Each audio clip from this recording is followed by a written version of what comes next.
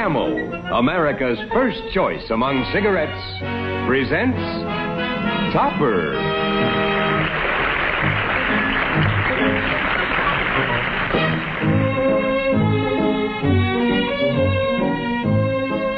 Starring as Marion Kirby, the loveliest ghost in town, Ann Jeffries. As George Kirby, the liveliest ghost in town, Robert Sterling. And Leo G. Carroll as Topper. Oh, yes, and the deadliest ghost, Neil. And there are only 3 people in the world who can see or hear them. You and I and Cosmo Topper.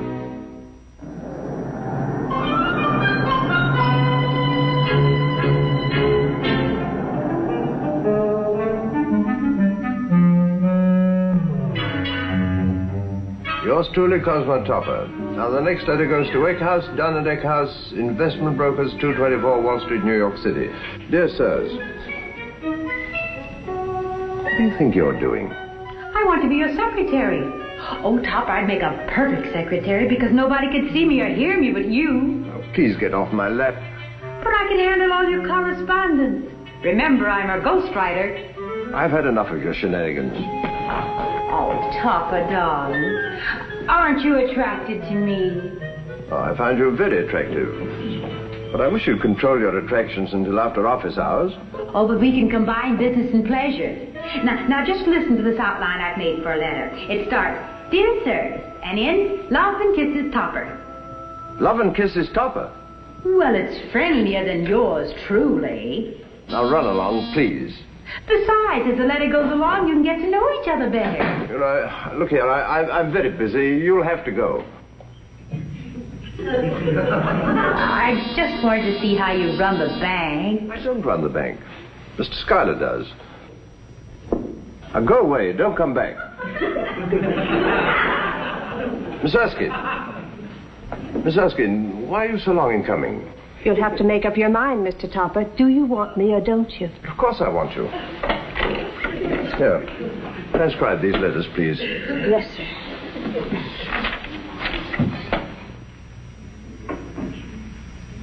Yours truly, Cosmo Topper. Now, the next letter goes to Eckhouse, Dunn & Eckhouse, Investment Brokers, 224 Wall Street, New York City. Dear sirs, what do you think you're doing? Please get off my lap. I've had enough of your shenanigans. I find you very attractive.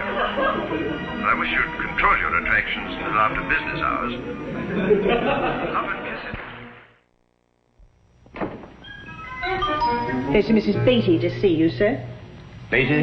I don't know any Mrs. Beatty. She says she knows you. Oh, all right, bring her in. Mrs. Beatty? Topper, darling. Ellie. Well, I thought your married name was Johnson. Oh, Mr. Johnson and I are divorced. If you're wondering about Beatty, we're divorced, too. Oh, your Aunt Emma hasn't kept me up to date. She's probably been too busy counting the Baskerville millions. I have to talk fast, darling. Aunt Emma's outside with Mr. Schuyler. I sneaked in to ask you a favor. What can I do for you? Well, you can help me get married. You're getting along very well without me. Has he a name? Uh-huh. Larry Hartford. Not the great lover of the silver screen? Yes, and he's not a bit overrated. Does Aunt Emma agree with you? That's where you come in. You have only to meet him and make up your own mind about him. Then I want you to convince Aunt Emma how wonderful he is. Oh, is that all? She's probably in here. Oh, I'll bring him over for dinner Saturday night. Don't tell Aunt Emma. In fact, don't tell anyone. Why did you sneak away from me? I didn't sneak, Aunt Emma. Just came in to see my favorite godfather. Well, Topper, aren't you going to ask Mrs. Baskerville to have a seat? Why, yes, of course. Mr. Schuyler, if I want a seat, I'm perfectly capable of taking it myself. Stop following me. How are you, Mrs. Baskerville? Still rich. If you'll excuse me, darling, I have to run along. I have an appointment at the hairdresser's. Take Schuyler with you. Get him a new head. Oh, Mrs. Baskerville, Oh, go float alone. Goodbye, darling.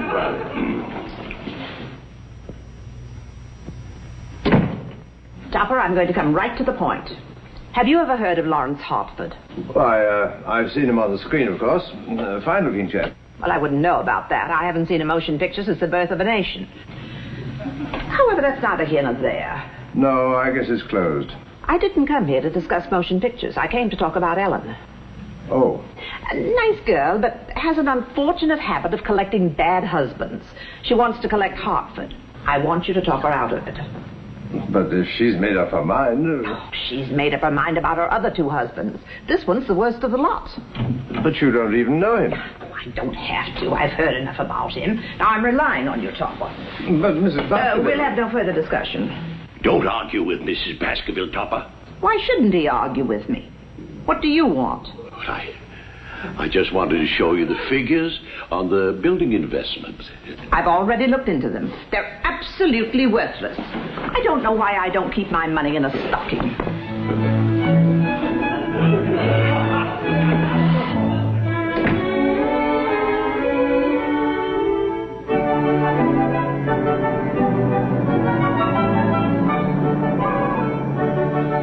George, I'm going shopping. I haven't a thing to wear for Larry Hartford. Hey, it's too late to go shopping. All the stores are closed. That's the best time.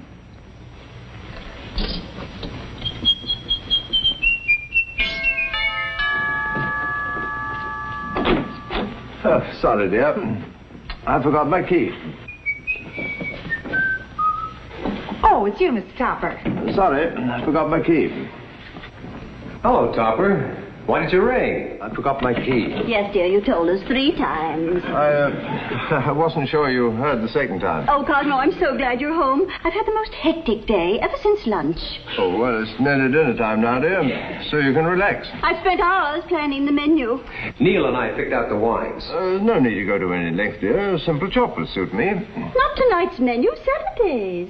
Oh, but you don't have to arrange anything elaborate. It's not elaborate, just a few cold lobsters and 6 pounds of beluga caviar, 8 platters of terrapin, and 9 hams.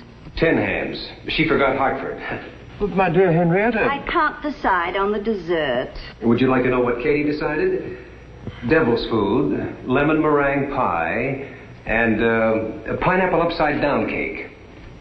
86 people eat a lot of food. They certainly do. You mean you've invited 86 people? I didn't want to make it too large. But I told you not to tell anybody. I haven't yet, except Katie, of course. Well, that leaves 85. Here's the guest list, Cosmo. Can you think of anybody I've left out? No, but I can think of 86 you're going to. What do you mean? Well, Ellen doesn't want anybody. Any other people. I'm afraid you'll have to give up any plans for a party. Oh, dear. I'll have to call the caterers not to come. You shouldn't have asked them in the first place. Well, that leaves 6 of us. George, I'm not so sure that you and Marion ought to be here on Saturday night. Huh?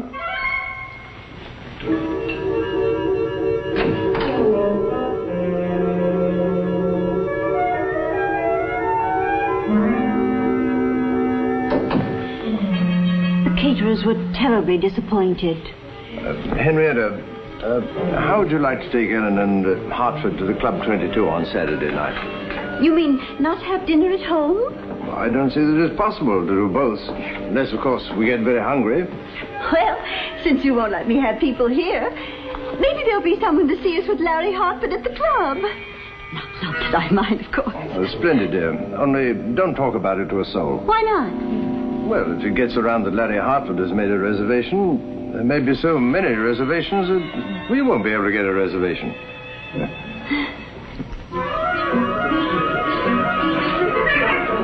George, where are you? The usual place.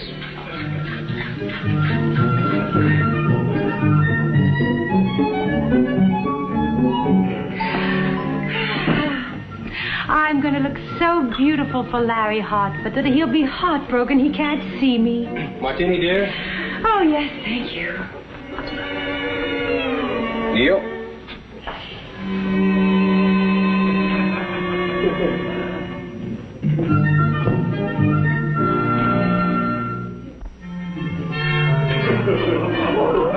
Hey, you must have made him too strong. They're 4-1, Neil. On the wagon. Bad dog. Good martinis. Drink 'em up. Oh, you forgot the most important thing. Sorry, old boy.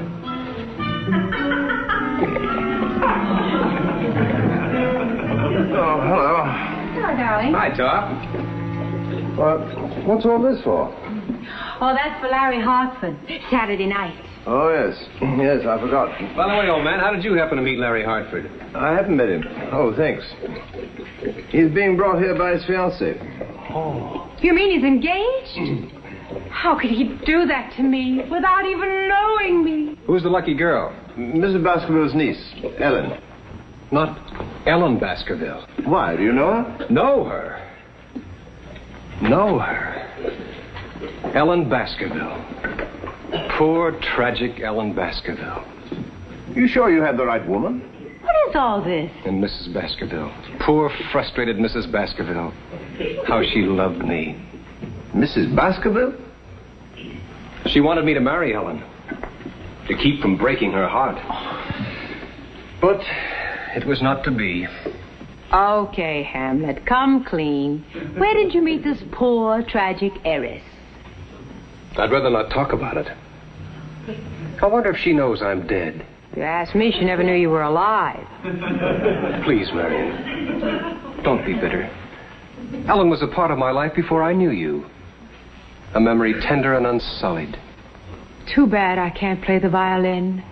She only married to forget me. In that case, she's forgotten you twice. And about to do it again. I'd like to forget you. For Larry Hartford. Probably reminds her of me. It may interest you to know she's deeply in love with this fellow Hartford. Nonsense. Everybody knows about Hartford. He's a lazy, dissolute drunk. He probably reminds her of you. Well, Mrs. Baskerville agrees with you. And she's never seen the man. You mean you're promoting this romance behind her back? Well, that's better than looking at her. Besides, what business is it of yours? Well, I can't let Ellen throw herself away on a man like that. After all, she's still on the rebound from me. Poor child. What a life she's had. Constantly reminded of the little things she loved about me. My manliness, my tenderness, my wit. Isn't there some way to stop him? You're the magician. Always her image before me. Always my image before her. My body on another man's face. My face on another man's body.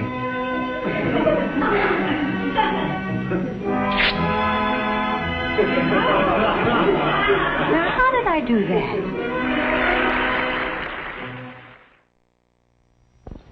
Marion, I think the guests are arriving.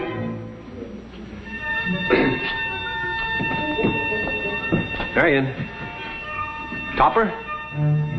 Ellen? Where is everybody? Yes, but... No, I can't get his autograph for you. Katie, where is everybody? They've taken Mr. Hartford out for dinner. Where to, Katie? Where to? I promised not to tell where to. You've got to tell me. I don't care if you are my sister. A promise is a promise. Marion! Marion! They sneaked out on us. Oh, well, if you're going to get mad, Club 22. Marion, where are you? Yes, that's where they all went. Where, Katie, where? I don't know. Marion! I don't know where they're going after the Club 22. Marion's gone, too. No. Mr. Hartford didn't come here at all. Katie, I'll give you $10 if you tell me where they've gone to. They all went to the Club 22. Some people would do anything for money.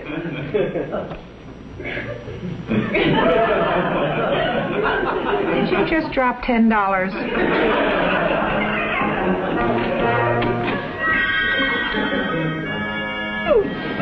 You closet drinker.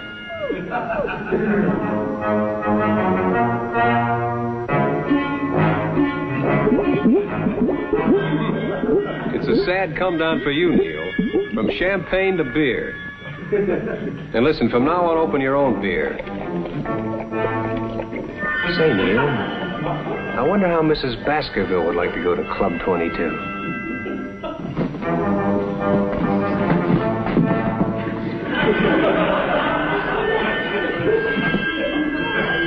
Not me, brother. I haven't got time to open all those cans.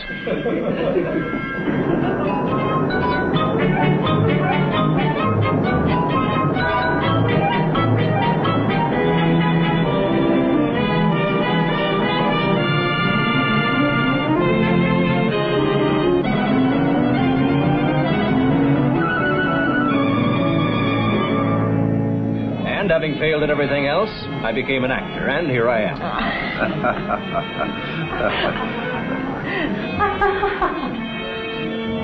How did you know we were here? You invited me, remember? I tailed you, you double-crossing baboon. What are you looking for, Cosmo? Just looking, dear. If it wasn't for George, I didn't tell him. Couldn't stand to watch us mooning over that Ellen Baskerville. Woman at table 12. Just sign it to Flossie. Love and kisses. Waiter, you shouldn't keep worrying Mr. Hartford. Shh, the head waiter might hear you.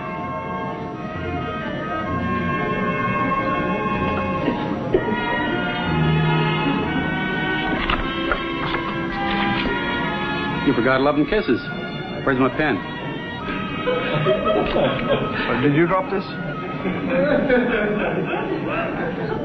Good evening, Mr. Muller.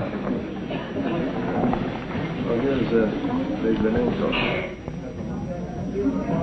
Did you just get another autograph? Oh, no, sir. Then what's this on your shirt?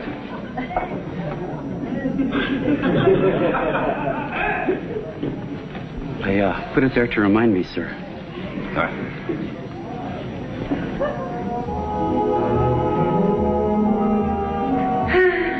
So peaceful without George. Well. George! Take it away. Throw it out. It's tainted. Doesn't look tainted to me. I think I know tainted meat when I see it. Why, I was practically raised on tainted meat. You conniving weasel. Do you wish to order something else, sir? It brings the same thing. Untainted. Poor tragic Ellen. This is George. You're George. Ooh. What's the matter, Doc? I felt something cold and clammy. That was George. You're George. I hope you're not starved, Mr. Hartford. Not a bit of it. And please call me Larry. You can even call him Hinkle. That's his real name, Hinkle. Hinkle. That sounds like a bell. Say something to me, darling, to prove that you still remember. I hear you're living in the Kirby house. Yes. Always my name on her lips. Did you know the Kirbys? Well, only George. You've just stirred the ashes of a cruel memory. You've just poured salt on an open wound. Don't cry, darling. Remember, I told you about George Kirby, darling. Oh, yes. Poor tragic Ellen. It's hysteria from grief. You ordered the filet mignon, didn't you, sir? We all ordered it. Would you mind putting your name opposite it? The chef doesn't understand French. You must be doing a lucrative business. It was better last week with Gable. If you have anything to say to me, sir, please don't put it on my shirt. It all happened when I was visiting Aunt Emma several years ago. George's wife was away for the weekend. That's how I happened to see the house. So that's how she happened to see the house. Well, she just came to tea with her Aunt Emma. George sneaked me in late one night. With Aunt Emma. For tea. It must be rather fascinating making movies. What happened then, George? Nothing, honey. We talked. Just talked. We were talking. There, see? All of a sudden, George switched off the lights. You said it was a practice blackout. Practice blackout. Civil defense. Of course, the war had been over for 3 years. Can't take too many precautions. Fortunately, George blacked out, too. Can't take too many precautions.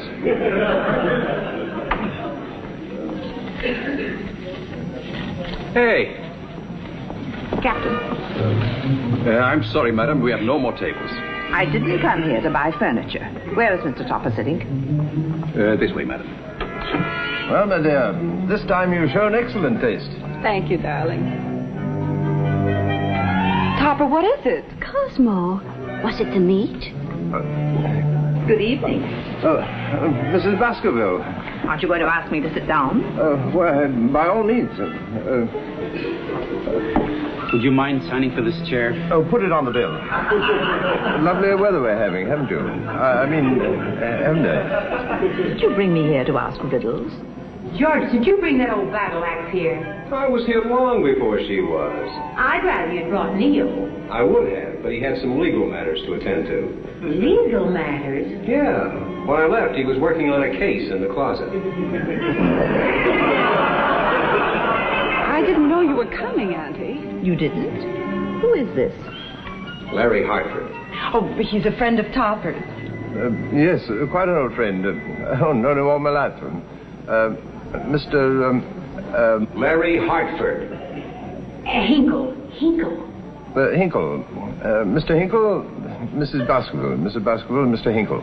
Larry Hartford. Do you come here often, Mrs. Baskerville? Oh, wouldn't be caught dead in the place. Only came because of your husband's note. Note? Yes, the note that was slipped under my door, urgently requesting that I join you and Ellen. George, I might never forgive you. But she gets out so little.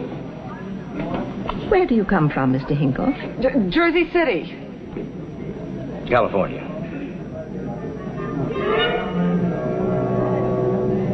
I could kill you. It's too late. You coward, don't you try to get away. What part of California? Look out! You're hitting the waiter. Help, Neil, help! Someone pushed me. Neil can't help you now. What part of California, Mr. Hinkle? Oh, it looks as if we're never going to get our dinner. Stop interrupting, Topper. Well, Mr. Hinkle? Hollywood, Mrs. Baskerville. Just outside of Hollywood. Seattle. Well, then perhaps you know a motion picture actor by the name of Lawrence Hartford? Intimately. Oh, is he as bad as his reputation? No, he's even worse. He has only one thing to recommend him. What's that? He's a good businessman. As a matter of fact, he's about to marry a very pretty girl with a grotesquely rich aunt. For you. Waiter, you must stop taking pictures and then trying to sell them. Save your breath, Topper. And for pity's sake, Mr. Hartford, sign that picture and be done with it. You mean Mr. Hinkle, don't you, Auntie? Natural mistake. One of the Hartford Hinkles. Stop all this shilly-shallying. I recognized Mr. Hartford the moment I came in. In that case, I may as well sign.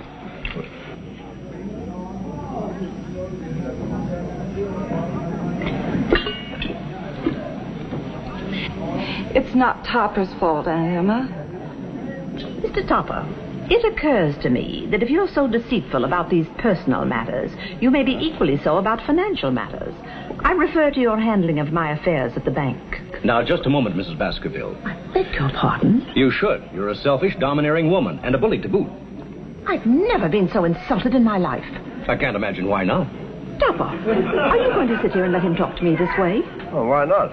If I'm going to be fired, I might as well enjoy it. Mrs. Baskerville, Cosmo was only trying to do Ellen a favor.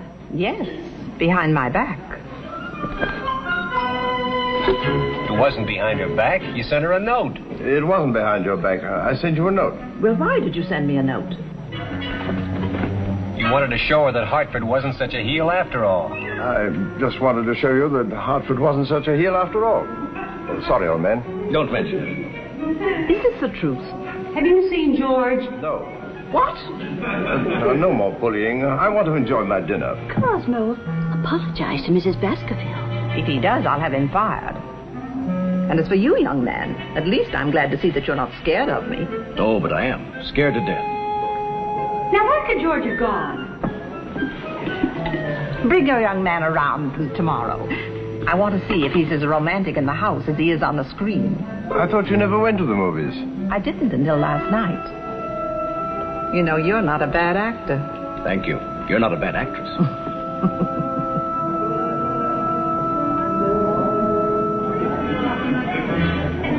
So there you are. What do you look so smug about? Oh, I feel so nice and warm inside, bringing these two lovely people together.